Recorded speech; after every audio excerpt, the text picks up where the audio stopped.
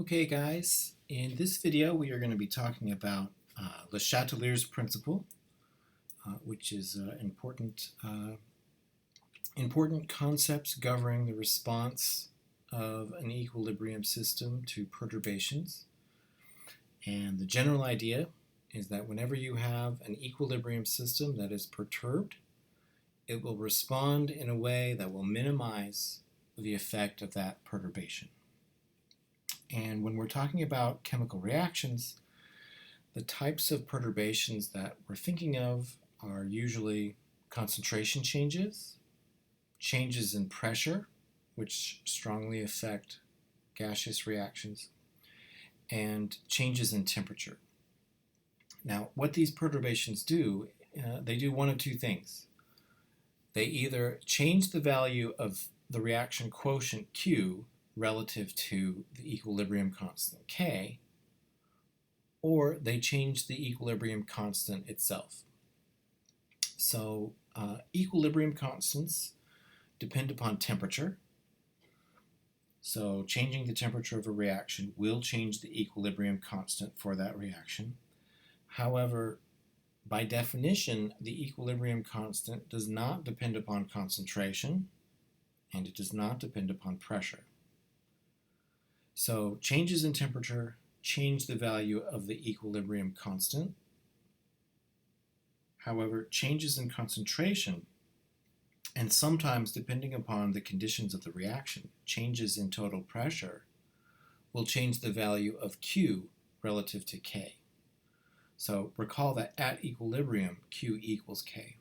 Well, if you can perturb the system that's in equilibrium by changing its value of K, that is changing temperature, or if Q equals K, you can perturb the equilibrium by changing the value of Q.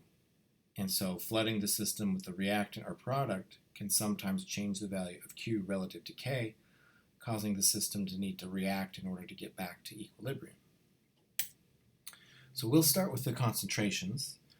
So whenever you add or remove an aqueous or gaseous species from a reaction, this will change the reaction quotient. Now, you can't always perturb the reaction by adding more reactant or product. For example, for solids and liquids, because they have unit activity, the activity of a solid and liquid is always 1, this will have no effect on the equilibrium. So for example, suppose that you're talking about the dissolution reaction of lead 2 chloride, and I have a typo in the formula. This should be PbCl2, and I should have a 2 here in front of the chloride. So by adding, I just can't stand it. I'm going to have to rewrite it correctly. Here we go. So looking at this dissociation reaction, okay, you can't cause the reaction to be perturbed by simply adding more reactant, because this reactant is a solid. And in fact, the equilibrium constant, right, we could write it as the activity of the lead 2 plus times the activity of the chloride squared over the activity of the solid.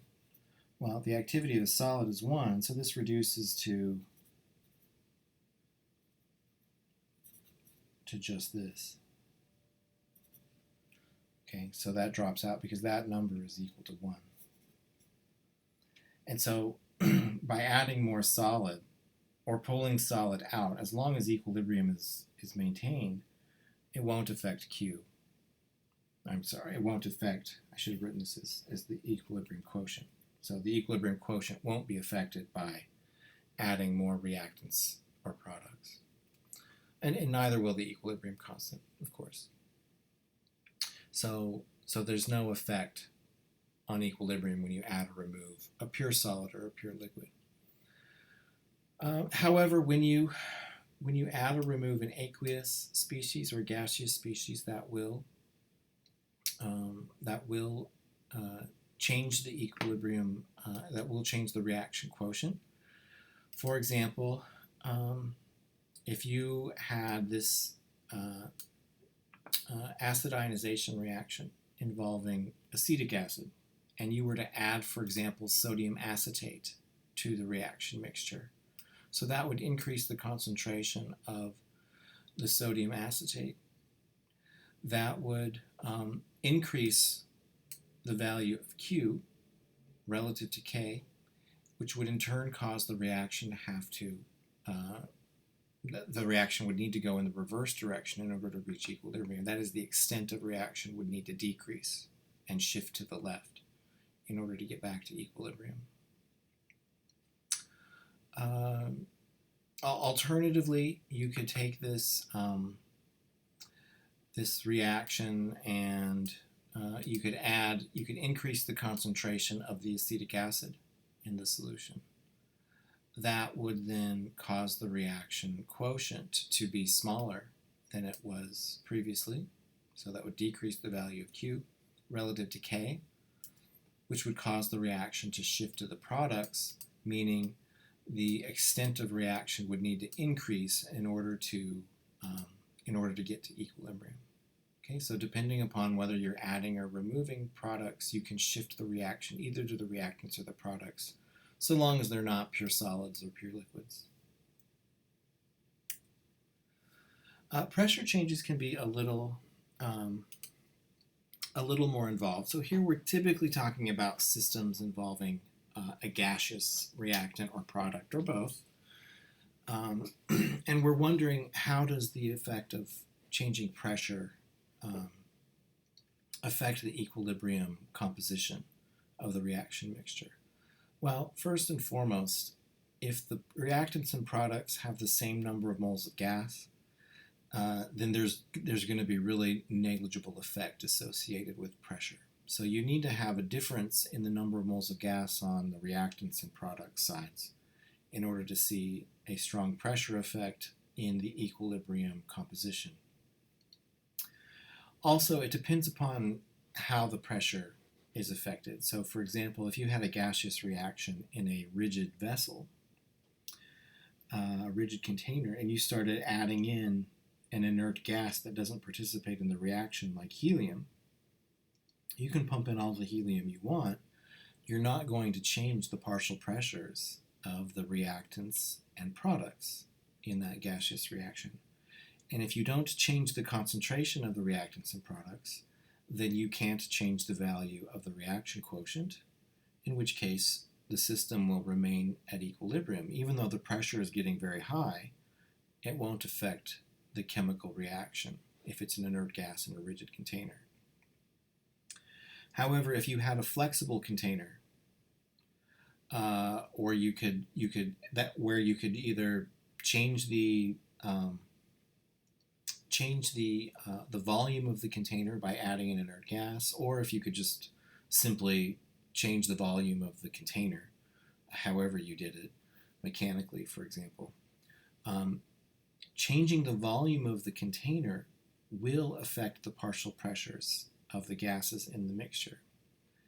And so one thing that you can do is, if you decrease the volume of your container, that's going to cause all of the partial pressures of the gases inside the container to increase.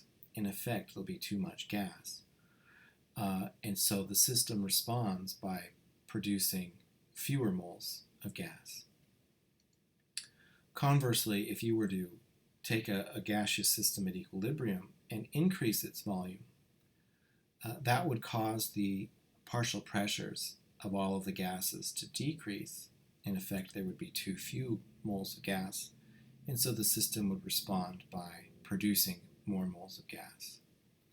So, as an example, let's suppose that we're considering this first reaction here, and let's suppose that the pressure is increased by decreasing the volume available to the gas. So you're squeezing the system when it's at equilibrium. That's going to cause the partial pressure of both A and B to go up. But in the reaction quotient, you'll see that the partial pressure of component B is squared compared to that of component A. Okay, and so that's going to cause the numerator of the reaction quotient to increase more rapidly than the denominator. So in effect, Q is going to get larger.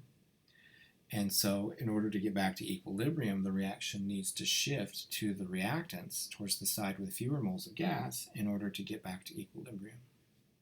And so that's the origin of this effect. It's how the increase in the partial pressures of the gases affects Q. And since the product side, which is in the numerator, has more moles of gas, that's going to result in Q becoming larger. And so the system needs to make fewer moles of gas in order to get back to equilibrium.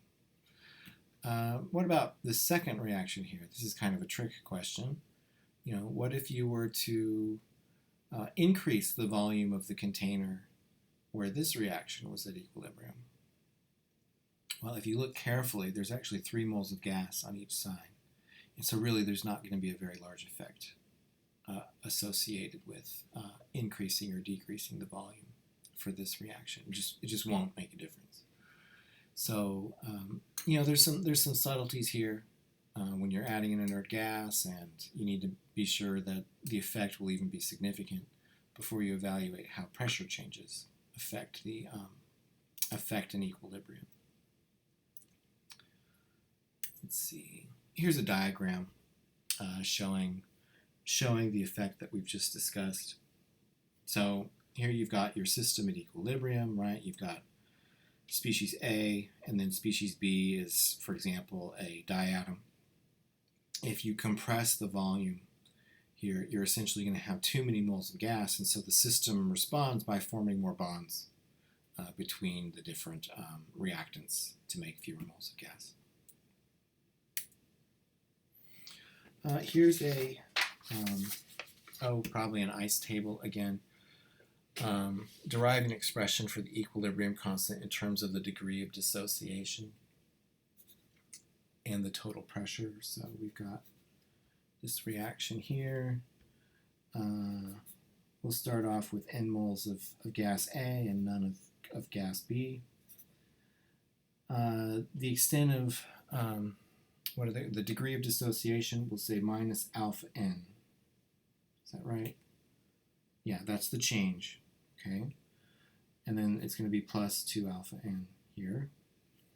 And then at equilibrium, we will have 1 minus alpha n for the equilibrium amount of gas. And then this will be just simply 2 alpha n. We might want to look at the total. The total will be 1 plus alpha n. And so we can get the mole fractions. It'll be, let's see, make sure I got, it'll be 1 plus quantity times alpha n. So here we're going to have 1 minus alpha over 1 plus alpha, whereas this will be 2 alpha over 1 plus alpha. For the pressures, the partial pressures, it'll be 1 minus alpha over 1 plus alpha. That's the mole fraction times the total pressure. And then this will be 2 alpha over 1 plus alpha times the total pressure. We're being asked to find an expression for K. And so K is going to be equal to, we'll take the pressure of B over P0 squared. This will then be the denominator, PA over P0. And so it's going to be 4 alpha squared over 1 plus alpha squared. And then we'll have 1 over P0 squared. And then the denominator will be 1 minus alpha over 1 plus alpha. And that'll be, oh, and I should have put P squared over P0 squared. This one will be P over P0, like that.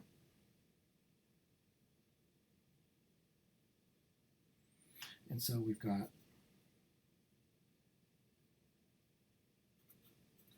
4 alpha squared times 1 plus alpha over 1 minus alpha, 1 plus alpha squared, and that will be p over p0. So this is the expression that they were looking for. K in terms of alpha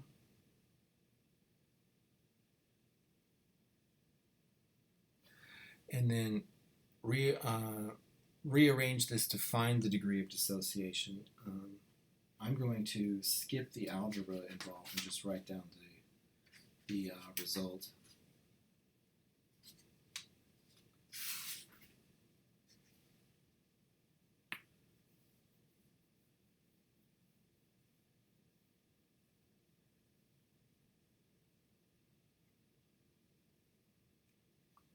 You should get alpha equals 1 over 1 plus 4 times the pressure. That would be over P0 times K, and then all of that to the 1/2 power.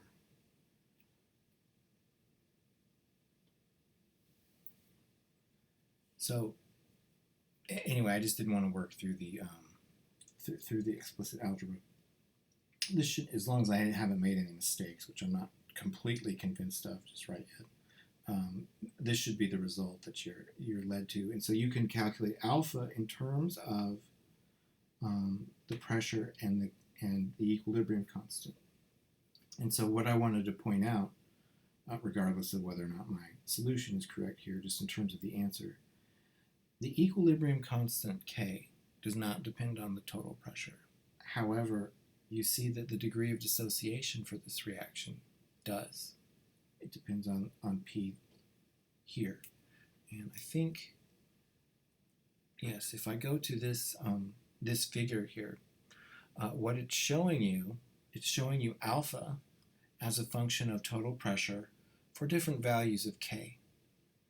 So when K is very large, okay, so when the equilibrium constant for this reaction is very large, you'll see that the pressure, changing the pressure, while it has the effect, increasing the pressure has the effect of pushing this reaction to the left, that is, the degree of dissociation decreases, it doesn't change it a whole lot.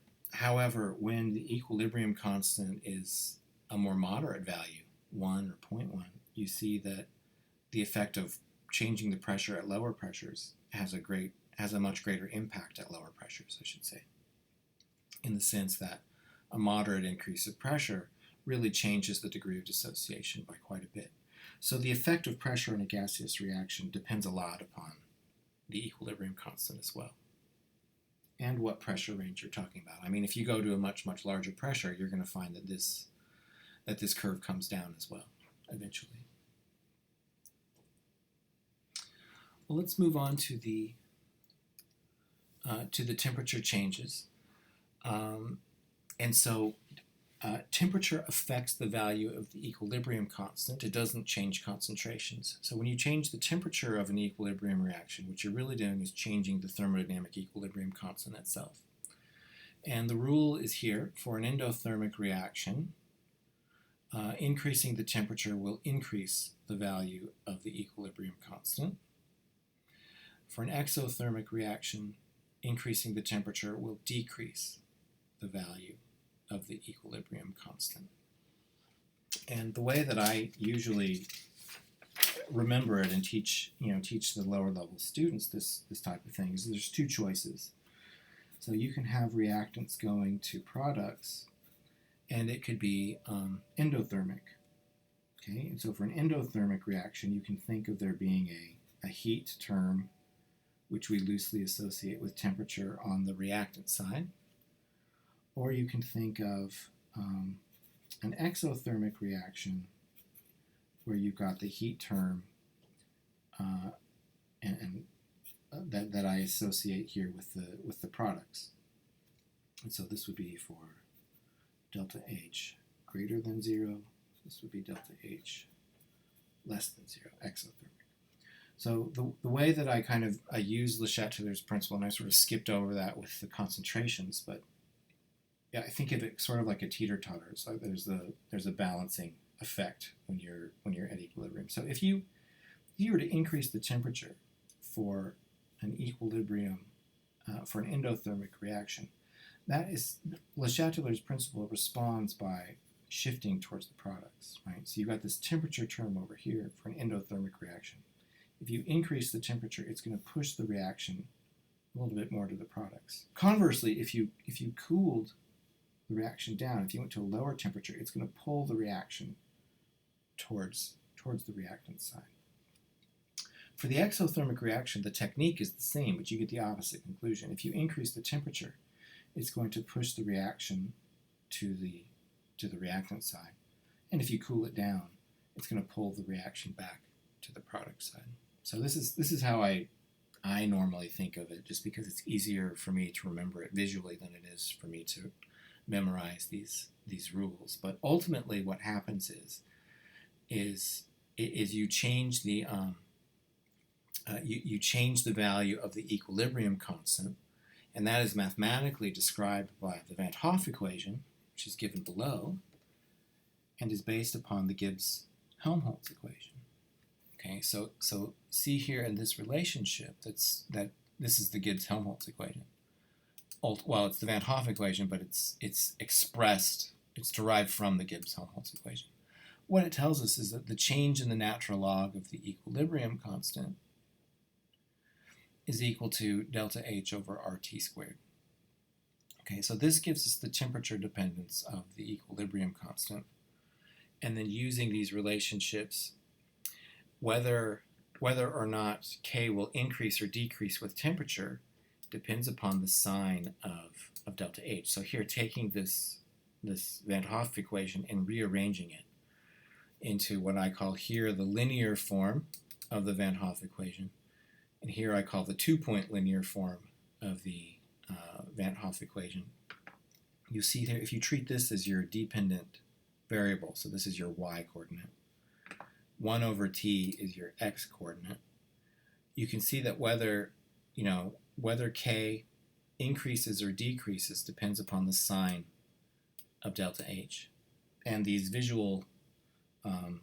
these rules that I worked out here, the visual rules, they satisfy the Van Hoff equation, essentially. This first relationship is pretty neat because it allows you to measure the equilibrium constant for a reaction at different temperatures. And then you can fit the data, natural log of K versus 1 over T, to a straight line. The slope of the line is equal to minus the enthalpy of reaction divided by R, and the intercept of that line will be delta S divided by R. So from this experiment where you measure the equilibrium constant at different temperatures, you can get both in principle at least, you can get both the enthalpy of reaction and the entropy of reaction. Likewise, for any 2 points that lie along this curve, they are related through this equation here. So I call this the 2-point version of the Van Hoff equation. You'll notice that it's very similar in form. That is, it's mathematically similar to the Clausius-Clapeyron equation that we worked with previously. And so the idea here is the same. You may know K1 at temperature T1. How do you find the equilibrium constant at a different temperature T2? Well, you need to know the enthalpy of reaction for that. But anyway, that's what this equation does for us. So here is an example of this type of problem. So calculate the standard enthalpy of reaction for this decomposition of silver carbonate. So what you would want to do is to take the data and plot it as the natural log of the equilibrium constant versus 1 over t. Okay, and so the line, let's see, as you go towards smaller, let's see, so 1 over t would increase as you go to the left. We see that the values are decreasing, so it looks like this curve is going to be going like that, if I'm not mistaken. And the slope, m, of this line is going to be equal to negative enthalpy of reaction over R. So what you would do is you would take the data, fit it to a straight line, find the slope, set the slope equal to this, and then solve for delta H. If you get a good value for the intercept, then you can relate that to delta S over R.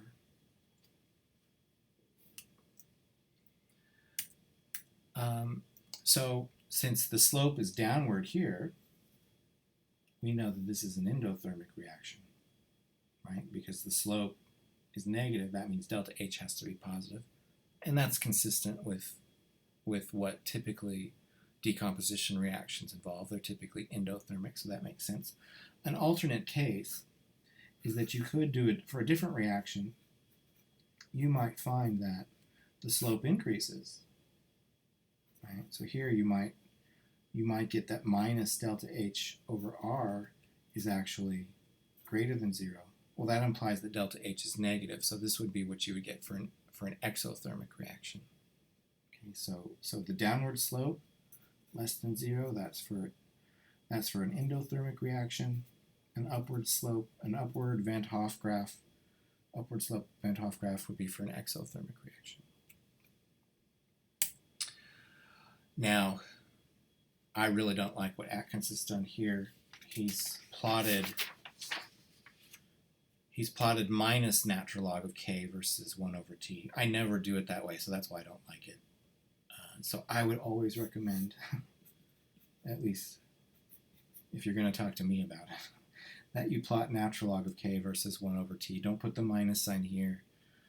You know, how many formulas do you want to remember? I like the ones that I've already got remembered, so to speak. So that's why I would never change the way I plot it. In any case, this last problem, this is an example of the 2-point Arrhenius equation. So let's see here. Okay, so what you need to do first, you need to calculate the enthalpy of reaction from this for this synthesis reaction. I guess you could just take it to be the value they've given you. You could take it to be minus 46.1 kilojoules per mole. That's fine. And we'll just assume that that's what they're talking about with this equilibrium constant. It's not quite clear, but we can make that assumption just for illustrative purposes. Then what they want you to do, since they give you K, we'll call it K1 at 298, is 6.1 times 10 to the 5th. That's our T1. You would use the 2-point Van Hoff equation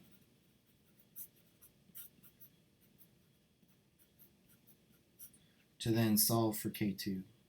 And so you would get K2 equals K1 exp to the negative delta H over R times this expression involving the reciprocal temperatures.